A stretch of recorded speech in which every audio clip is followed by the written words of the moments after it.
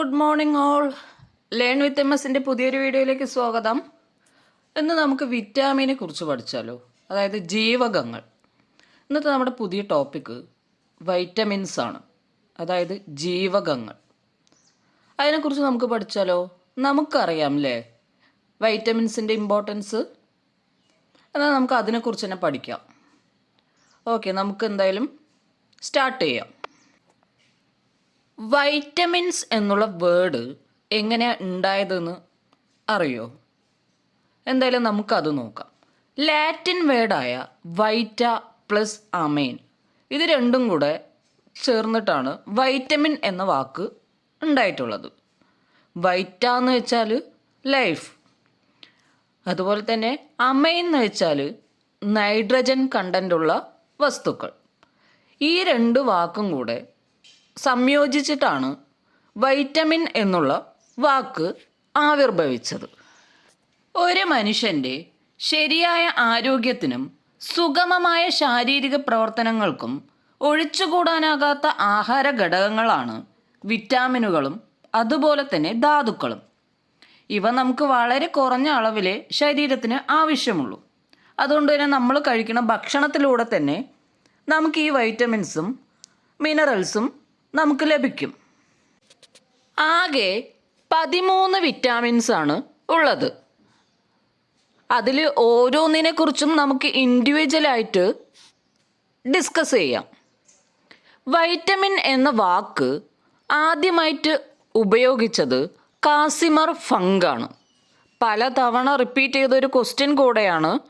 Vitamin എന്ന വാക്ക് ആദ്യമായി ഉപയോഗിച്ചത് കാസിമർ ഫങ്കാണ്.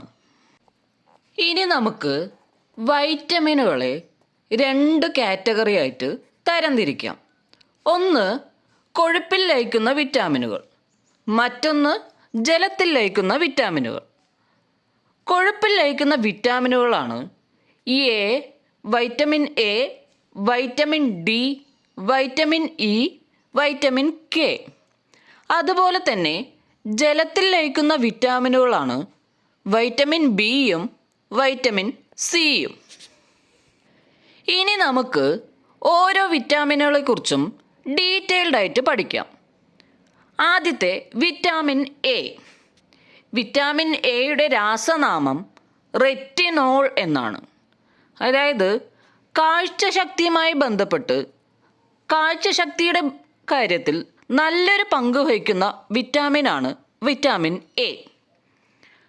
അതുകൊണ്ട് തന്നെ നമുക്ക് രാസനാമം മറന്നു പോവില്ല.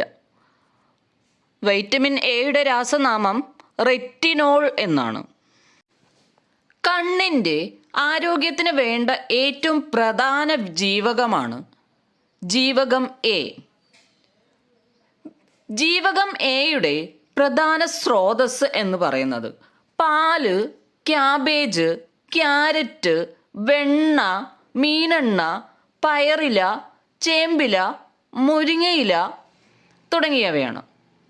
ഇലക്കറികളിൽ നിന്നൊക്കെ ധാരാളം ലഭിക്കുന്ന വിറ്റാമിനാണ് വിറ്റാമിൻ എ എന്ന് പറയുന്നത്.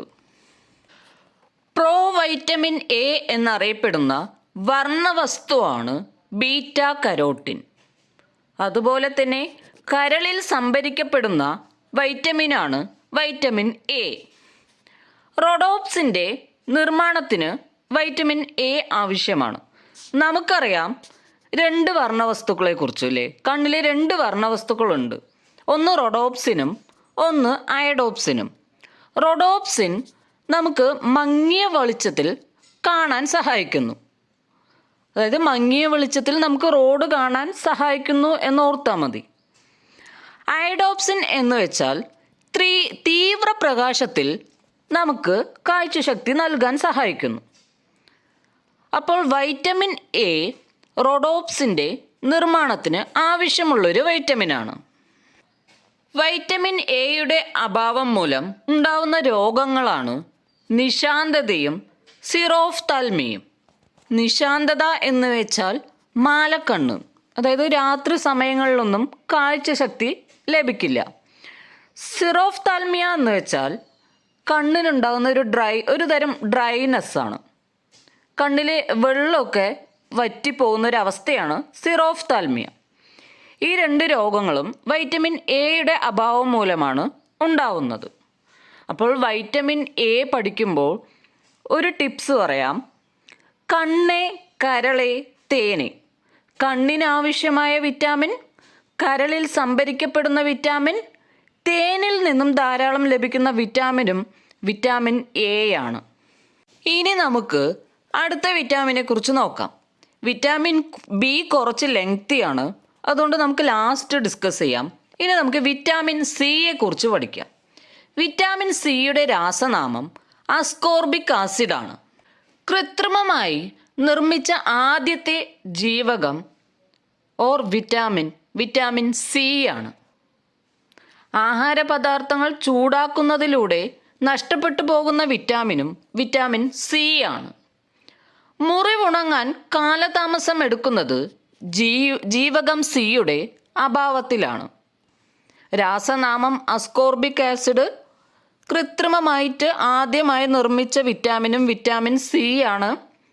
ആഹാരപദാർത്ഥങ്ങൾ ചൂടാക്കുമ്പോൾ നഷ്ടപ്പെട്ടു പോകുന്ന വിറ്റാമിനും വിറ്റാമിൻ സി ആണ്. മുറിവുണങ്ങാൻ കാലതാമസം എടുക്കുന്നതും വിറ്റാമിൻ സിയുടെ അഭാവത്തിലാണ്. ഓറഞ്ച്, നാരങ്ങ, നെല്ലിക്ക എന്നിവയിൽ നിന്നും ധാരാളം ലഭിക്കുന്ന വിറ്റാമിനും വിറ്റാമിൻ സി ആണ്. മൂത്രത്തിലൂടെ വിസർജിക്കപ്പെടുന്ന വിറ്റാമിനും വിറ്റാമിൻ സി ആണ്. ജലദോഷത്തിന് ഒരു ഉത്തമ ഔഷധമായ ജീവകം കൂടെ വിറ്റാമിൻ സി ആണ്. ജലദോഷമൊക്കെ വരുന്ന സമയത്ത് നമ്മൾ കൂടുതൽ ഓറഞ്ച് കഴിച്ചാൽ നമുക്ക് കൂടുതൽ വിറ്റാമിൻ സി ലഭിക്കും. അപ്പോൾ നമുക്ക് പ്രതിരോധ ശേഷിയും ലഭിക്കും. രോഗപ്രതിരോധ ശക്തിക്ക് ആവശ്യമായ ജീവകവും വൈറ്റമിൻ സി ആണ്. പാലിലും മാംസ്യത്തിലും ലഭ്യമല്ലാത്ത വിറ്റാമിനും വിറ്റാമിൻ സി ആണ്. മോണയിലൊക്കെ രക്തസ്രാവം ഉണ്ടാവാറുണ്ട് അല്ലേ? ആ മോണയിലെ രക്തസ്രാവത്തിന് കാരണം ജീവകം സിയുടെ അഭാവം മൂലമാണ്. ശരീരത്തിലെ ഇരുമ്പിൻ്റെ ആഗിരണത്തെ ഉത്തേജിപ്പിക്കുന്ന വിറ്റാമിനും വിറ്റാമിൻ സി ആണ്. യുവത്വം നിലനിർത്താൻ സഹായിക്കുന്ന വിറ്റാമിനും വിറ്റാമിൻ സി ആണ്. ത്വക്ക്, മോണ, രക്തകോശങ്ങൾ എന്നിവയുടെ ആരോഗ്യത്തിന് ആവശ്യമായ ജീവകം സി ആണ്. നമ്മൾ പറഞ്ഞു മോണയിലൊക്കെ ബ്ലഡ് വരാറുണ്ട് അല്ലേ? അതൊക്കെ ഈ വിറ്റാമിൻ സിയുടെ അഭാവം മൂലം ഉണ്ടാവുന്നതാണ്. Fresh food vitamin, anti cancer vitamin എന്നിങ്ങനെ അറിയപ്പെടുന്നതും വിറ്റാമിൻ സി ആണ്.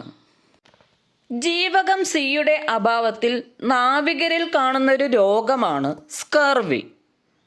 നാവികരുടെ പ്ലേഗ് എന്ന് അറിയപ്പെടുന്ന രോഗവും സ്കർവിയാണ്. അപ്പോൾ വൈറ്റമിൻ സിയുടെ അഭാവം മൂലമുണ്ടാകുന്ന ഒരു രോഗമാണ് സ്കർവി. വിറ്റാമിൻ എയുടെ കുറവ് മൂലം നമ്മൾ ഏതൊക്കെയാണ് നോക്കിയത്? നിശാന്തതയും സിറോഫ്താൽമിയയും. അടുത്ത വിറ്റാമിൻ നോക്കാം. Vitamin D. വിറ്റാമിൻ ഡിയുടെ രാസനാമം കാൽസിഫെറോളാണ്. സൂര്യപ്രകാശത്തിലെ അൾട്രാവയലറ്റ് രശ്മികളുടെ സഹായത്തോടെ ത്വക്കിൽ നിർമ്മിക്കപ്പെടുന്ന ജീവകമാണ് വൈറ്റമിൻ ഡി. നമ്മൾ വിറ്റാമിൻ എ പഠിച്ചിട്ടുണ്ടായിരുന്നു കണ്ണിന് ഏറ്റവും ആവശ്യമായിട്ടുള്ള വിറ്റാമിനാണെന്ന്. വിറ്റാമിൻ ഡി എന്ന് പറയുന്നത് എല്ലുകളുടെയും പല്ലുകളുടെയും ആരോഗ്യത്തിന് അത്യാവശ്യമായ ഒരു വിറ്റാമിനാണ്. സൂര്യപ്രകാശത്തിൻ്റെ സഹായത്താൽ നിർമ്മിക്കപ്പെടുന്നത് കൊണ്ട് തന്നെ സൂര്യപ്രകാശ വൈറ്റമിൻ എന്നും വൈറ്റമിൻ ഡി അറിയപ്പെടുന്നു. ശരീരത്തിൽ കാൽസ്യത്തിൻ്റെയും ഫോസ്ഫറസിൻ്റെയും ആഗിരണത്തെ ഉത്തേജിപ്പിക്കുന്ന വിറ്റാമിനാണ് വിറ്റാമിൻ ഡി. പച്ചക്കറികളിൽ നിന്നും ലഭിക്കാത്തൊരു വിറ്റാമിൻ കൂടെയാണ് വിറ്റാമിൻ ഡി. വിറ്റാമിൻ ഡിയുടെ കുറവ് എന്ന് പറഞ്ഞ് ഡോക്ടറെ അടുത്ത് കാണിച്ചാൽ ഡോക്ടർ നമ്മളോട് പറയും മോർണിംഗ് ആൻഡ് ഈവനിങ് കുറച്ച് സമയം വെയിലൊക്കെ കൊള്ളുക, അപ്പോൾ നമുക്ക് വിറ്റാമിൻ ഡിയുടെ അഭാവം തരണം ചെയ്യാമെന്ന്. മുതിർന്നവരേക്കാൾ കുട്ടികൾക്ക് ആവശ്യമായ ഒരു വൈറ്റമിൻ കൂടെയാണ് വൈറ്റമിൻ ഡി. മുതിർന്നവർക്കും ആവശ്യമാണ്, എങ്കിൽ പോലും കുട്ടികൾക്ക് വളരെ ആവശ്യമായിട്ടുള്ളൊരു വൈറ്റമിനാണ് വൈറ്റമിൻ ഡി എന്ന് പറയുന്നത്. ജീവകം ഡിയുടെ അഭാവം മൂലം കുട്ടികളിൽ ഉണ്ടാകുന്ന രോഗമാണ് കണ അഥവാ റിക്കറ്റ്സ്. മുതിർന്നവരിൽ വിറ്റാമിൻ ഡിയുടെ അഭാവം മൂലമുണ്ടാകുന്ന രോഗമാണ് മലേഷ്യ. വിറ്റാമിൻ ഡിയുടെ 2 വകഭേദങ്ങളാണ് വൈറ്റമിൻ D2ഉം വൈറ്റമിൻ D3യും. വൈറ്റമിൻ D2ൻ്റെ രാസനാമം കാൽസിഫെറോളും വൈറ്റമിൻ D3യുടെ രാസനാമം കോൾ കാൽസിഫെറോൾ എന്നുമാണ്. ജസ്റ്റ് ഒന്ന് പഠിച്ചു വയ്ക്കുക. ഇനി നമുക്ക് വിറ്റാമിൻ ഇയെ കുറിച്ച് പഠിക്കാം. വിറ്റാമിൻ ഇയുടെ രാസനാമം ടോക്കോഫിറോൾ എന്നാണ്. രാസനാമം ടോക്കോഫിറോൾ. ബ്യൂട്ടി വൈറ്റമിൻ, പ്രത്യുൽപാദന വൈറ്റമിൻ, ആൻറ്റി സ്റ്റെറിലിറ്റി വൈറ്റമിൻ, ഹൃദയത്തിൻ്റെ സംരക്ഷകൻ എന്നൊക്കെ അറിയപ്പെടുന്നത് വിറ്റാമിൻ ഇ ആണ്. ഹോർമോൺ വിറ്റാമിൻ എന്നും വിശേഷിപ്പിക്കപ്പെടുന്നത് വിറ്റാമിൻ ഇ ആണ്. ബ്യൂട്ടി വൈറ്റമിൻ, പ്രത്യുൽപാദന വിറ്റാമിൻ, ആൻറ്റി സ്റ്റെറിലിറ്റി വിറ്റാമിൻ, ഹൃദയത്തിൻ്റെ സംരക്ഷകൻ, അതുപോലെ തന്നെ ഹോർമോൺ വിറ്റാമിൻ എന്നറിയപ്പെടുന്നതും വിറ്റാമിൻ ഇ ആണ്. മുട്ടയുടെ മഞ്ഞയിൽ ധാരാളം അടങ്ങിയിരിക്കുന്ന വിറ്റാമിനാണ് വിറ്റാമിൻ ഇ. വിറ്റാമിൻ ഇ ഒരു നിരോക്സീകാരിയായി പ്രവർത്തിക്കുന്നുണ്ട്. വിറ്റാമിൻ ഇയുടെ അഭാവം മൂലം ഉണ്ടാകുന്ന രോഗമാണ് വന്ധ്യത. വന്ധ്യത എന്ന് വെച്ചാൽ നമുക്കറിയാമല്ലേ, ഇൻഫെർട്ടിലിറ്റി, അതായത് കൺസീവ് ചെയ്യാനുള്ള സാധ്യതയുണ്ട്, എന്നിരുന്നാലും വൈറ്റമിൻ ഇയുടെ അഭാവം കൊണ്ട് സാധ്യത കുറച്ച് കുറവ്. അതിൻ്റെ എക്സ്ട്രീം കേസിനെയാണ് നമ്മൾ സ്റ്റെറിലിറ്റി എന്നൊക്കെ പറയുന്നത്. വൈറ്റമിൻ ഇ പലതരം സസ്യ എണ്ണകളിൽ നിന്നൊക്കെ നമുക്ക് ലഭ്യമാകും. ഇനി നമുക്ക് അടുത്ത വിറ്റാമിനെ കുറിച്ച് ഡിസ്കസ് ചെയ്യാം. Vitamin K. വിറ്റാമിൻ കെയുടെ രാസനാമം ഫില്ലോക്യുനോൺ എന്നാണ്. Coagulation vitamin, anti haemorrhage vitamin എന്നറിയപ്പെടുന്നതും വിറ്റാമിൻ കെ ആണ്. അതായത് രക്തം കട്ടപിടിക്കാൻ സഹായിക്കുന്ന വിറ്റാമിനാണ് വിറ്റാമിൻ കെ. ഹെമറേജ് എന്ന് വെച്ചാൽ രക്തം കട്ട പിടിക്കാത്തൊരവസ്ഥയാണ് ഹെമറേജ് എന്ന് പറയുന്നത്. അതുകൊണ്ട് തന്നെ ആൻറ്റി ഹെമറേജ് വിറ്റാമിൻ എന്നും വിറ്റാമിൻ കെ അറിയപ്പെടുന്നു. രക്തം കട്ട പിടിക്കാൻ സഹായിക്കുന്ന പ്രോത്രോംബിൻ്റെ ഉൽപ്പാദനത്തിന് വിറ്റാമിൻ കെ ആവശ്യമാണ്. ഇലക്കറികൾ, പാല്, മുട്ട, സോയാബീൻ എന്നിവയിൽ വിറ്റാമിൻ കെ ധാരാളം ലഭ്യമാകും. വിറ്റാമിൻ കെയുടെ അഭാവം മൂലം ഉണ്ടാകുന്ന രോഗമാണ് ഹെമറേജ്. ഞാൻ ഓൾറെഡി പറഞ്ഞു, ഹെമറേജ് എന്ന് വെച്ചാൽ രക്തം കട്ട പിടിക്കാത്തൊരവസ്ഥയാണ്. രക്തം കട്ട പിടിക്കണമെങ്കിൽ വിറ്റാമിൻ കെ ആവശ്യമാണ്. അതുകൊണ്ട് തന്നെ അതിൻ്റെ അഭാവം മൂലം ഉണ്ടാകുന്ന രോഗമാണ് ഹെമറേജ് എന്ന് പറയുന്നത്. ഇനി ഞാൻ ഇത്രയും നേരം നമ്മൾ ഡിസ്കസ് ചെയ്ത ഓരോ വിറ്റാമിനുകളുടെയും രാസനാമവും അതിൻ്റെ അപര്യാപ്തത രോഗവും ഒന്ന് ജസ്റ്റ് പറയാം. ഒന്ന് റിവൈസ് ചെയ്യാം നമുക്ക്. വിറ്റാമിൻ എയുടെ രാസനാമം റെറ്റിനോൾ എന്നാണ്. അതുപോലെ തന്നെ അതുമൂലമുണ്ടാകുന്ന അപര്യാപ്തത രോഗം നിശാന്തതയും സിറോഫ്താൽമിയുമാണ്. വിറ്റാമിൻ സിയുടെ രാസനാമം അസ്കോർബിക് ആസിഡ് എന്നാണ്. വിറ്റാമിൻ സിയുടെ അഭാവം മൂലമുണ്ടാകുന്ന രോഗമാണ് സ്കർവി. നാവികരുടെ പ്ലേഗ് എന്നും സ്കർവി അറിയപ്പെടുന്നു. ഇനി വിറ്റാമിൻ ഡിയുടെ രാസനാമമാണ് കാൽസിഫെറോൾ. വിറ്റാമിൻ ഡിയുടെ അപര്യാപ്തത രോഗമാണ് കുട്ടികളിൽ റിക്കറ്റ്സ് അഥവാ കണ എന്ന രോഗവും മുതിർന്നവരിൽ മലേഷ്യ എന്ന രോഗവും ഉണ്ടാകുന്നു. വിറ്റാമിൻ ഇയുടെ രാസനാമമാണ് ടോക്കോഫിറോൾ. വിറ്റാമിൻ ഇയുടെ അപര്യാപ്തത രോഗമാണ് വന്ധ്യത അഥവാ ഇൻഫെർട്ടിലിറ്റി. അതുപോലെ തന്നെ വിറ്റാമിൻ കെയുടെ രാസനാമമാണ് ഫില്ലോക്യുനോൺ. വിറ്റാമിൻ കെയുടെ അഭാവം മൂലമുണ്ടാകുന്ന രോഗമാണ് ഹെമറേജ് എന്ന് പറയുന്നത്. എന്തായാലും ഇതെല്ലാം തന്നെ ഓർത്ത് വയ്ക്കുക. ഇനി നമുക്ക് വിറ്റാമിൻ ബിയെ കുറിച്ച് പഠിക്കാം. വിറ്റാമിൻ ബിയിൽ കുറേ കാറ്റഗറികളുണ്ട്. B1, B2 അങ്ങനെ കുറേ ഉണ്ട്. അതെല്ലാം തന്നെ നമുക്ക് ഡിസ്കസ് ചെയ്യാം. അപ്പോൾ വിറ്റാമിൻ B1 കുറിച്ച് നോക്കാം. വിറ്റാമിൻ B1 എന്ന് പറയുന്നത് ഹൃദയം, പേശികൾ, നാഡികൾ എന്നിവയുടെ പ്രവർത്തനത്തിന് ആവശ്യമായ ഒരു വിറ്റാമിനാണ്.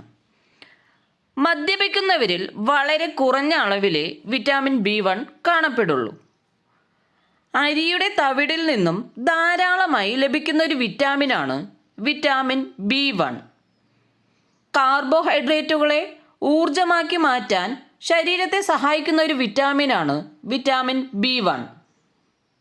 വിറ്റാമിൻ B1ൻ്റെ അപര്യാപ്തത രോഗമാണ് ബെറിബെറി എന്ന് പറയുന്നത്. ബെറിബെറി എന്ന് പറയുന്ന രോഗം മദ്യപിക്കുന്നവരിലായിരിക്കാം കൂടുതൽ കണ്ടുവരുന്നത്. ചികിത്സ നൽകിയില്ലെങ്കിൽ മരണത്തിനും കാരണമാകാം. വിറ്റാമിൻ B1ൻ്റെ രാസനാമം ഞാൻ പറയാൻ വിട്ടുപോയി. വിറ്റാമിൻ B1ൻ്റെ രാസനാമം തയാമിൻ എന്നാണ്. ഇനി നമുക്ക് അടുത്ത വിറ്റാമിനെ കുറിച്ച് നോക്കാം. Vitamin B2. വിറ്റാമിൻ B2ൻ്റെ രാസനാമം റൈബോഫ്ലേവിൻ എന്നാണ്. സൂര്യപ്രകാശം ഏറ്റാൽ നഷ്ടപ്പെട്ടു പോകുന്ന വിറ്റാമിനാണ് വിറ്റാമിൻ B2. പാലിൻ്റെ ഇളം മഞ്ഞ നിറത്തിന് കാരണവും വിറ്റാമിൻ B2 ആണ്. പാല്, മുട്ട, ഇലക്കറികൾ ഇതിൽ നിന്നൊക്കെ വിറ്റാമിൻ B2 ലഭ്യമാകും. വായിലെ പുണ്ണിന് കാരണവും വിറ്റാമിൻ B2 ആണ്. നമ്മൾ വായിൽ പുണ്ണ് എന്നൊക്കെ പറഞ്ഞിട്ട് മൗത്ത് അൾസറൊക്കെ ഉണ്ടാകുമ്പോൾ നമ്മൾ ഹോസ്പിറ്റലിൽ പോയാൽ B കോംപ്ലക്സിൻ്റെ ടാബ്ലറ്റ് ആയിരിക്കും തരുന്നത്. അപ്പോൾ വായിലെ പുണ്ണിന് കാരണം വിറ്റാമിൻ B2ൻ്റെ അഭാവമാണ്. ഇനി അടുത്തത് വിറ്റാമിൻ B3. രാസനാമം നിയാസിൻ എന്നാണ്. നിയാസിൻ അഥവാ നിക്കോട്ടിനിക് ആസിഡ്. ഏറ്റവും സ്ഥിരതയുള്ള വിറ്റാമിനാണ് വിറ്റാമിൻ B3. വിറ്റാമിൻ B3യുടെ അപര്യാപ്തത രോഗമാണ് പെലഗ്ര. പെലഗ്ര എന്ന് വെച്ചാൽ സ്കിന്നിനെ ബാധിക്കുന്ന ഒരു അസുഖമാണ്. സ്കിന്നിൽ അവിടെ ഇങ്ങനെ മുഴകളൊക്കെ കാണാൻ സാധിക്കും. അങ്ങനെ വിറ്റാമിൻ B3യുടെ അഭാവം മൂലം ഉണ്ടാകുന്ന ഒരു രോഗമാണ് പെലഗ്ര. പെലഗ്രയെ നമുക്ക് 3D ഡിസീസ് അല്ലെങ്കിൽ 4D ഡിസീസ് എന്നൊക്കെ വിളിക്കാം. 3D ഡിസീസ് എന്ന് വെച്ചാൽ പെലഗ്ര സ്കിന്നിനെ ബാധിക്കുന്നു. അതായത് ഡെർമറ്റൈറ്റിസ് പ്രോബ്ലം ഉണ്ടാവുന്നു. അതുപോലെ തന്നെ തലച്ചോറിനെ ബാധിച്ചിട്ട് ഓർമ്മക്കുറവുണ്ടാവുന്നുണ്ട്. ഡിംനീഷ്യ എന്നാണ് അതിനറിയപ്പെടുന്നത്. അതുപോലെ തന്നെ ഡൈജസ്റ്റീവ് സിസ്റ്റത്തെ ബാധിച്ചിട്ട് ഡയേറിയ പോലുള്ള അസുഖങ്ങൾ ഉണ്ടാവാറുണ്ട്. Diarrhoea, dementia, dermatitis. അതുകൊണ്ട് തന്നെ ഇതിനെ 3D ഡിസീസ് എന്നും വിളിക്കാറുണ്ട്. അതുപോലെ നമ്മൾ കൃത്യസമയത്ത് ചികിത്സ കൊടുത്തില്ലെങ്കിൽ മരണത്തിനും കാരണമാവുന്നു. അതായത് ഡെത്തിനും കാരണമാവുന്നു. അതുകൊണ്ട് തന്നെ പെലഗ്ര 4D ഡിസീസ് എന്നും അറിയപ്പെടുന്നുണ്ട്. വിറ്റാമിൻ B5നെ കുറിച്ച് നോക്കാം. വിറ്റാമിൻ B5ൻ്റെ രാസനാമം പാൻറ്റോത്തിനിക് ആസിഡ് എന്നാണ്. വിറ്റാമിൻ B5ൻ്റെ അപര്യാപ്തത രോഗം പരസ്തേഷ്യ എന്നാണ്. അതൊരു തരം സ്കിൻ ഡിസീസാണ്. വിറ്റാമിൻ B6ൻ്റെ രാസനാമം പിരിഡോക്സിൻ എന്നാണ്. അതിൻ്റെ രാസനാമം മാത്രം പഠിച്ചു വയ്ക്കുക. ഇനി അടുത്തത് വിറ്റാമിൻ B7. രാസനാമം ബയോട്ടിൻ എന്നാണ്. ആദ്യകാലങ്ങളിൽ വിറ്റാമിൻ B7നെ വിറ്റാമിൻ H എന്നും അറിയപ്പെട്ടിരുന്നു. കാരണം എന്തെന്നാൽ മുടിയുടെ ആരോഗ്യത്തിന് ഏറ്റവും അത്യാവശ്യമായിട്ടുള്ള ഒരു വിറ്റാമിനാണ് ബയോട്ടിൻ അഥവാ വിറ്റാമിൻ B7. അതുകൊണ്ട് തന്നെയാണ് വിറ്റാമിൻ H എന്ന് ആദ്യകാലങ്ങളിൽ അറിയപ്പെട്ടിരുന്നത്. മുടി കൊഴിച്ചിൽ, മുടിയുടെ നേര എന്നൊക്കെ പറഞ്ഞു പോയാൽ ബയോട്ടിൻ ടാബ്ലറ്റ് ആയിരിക്കാം തരുന്നുണ്ടാവുക.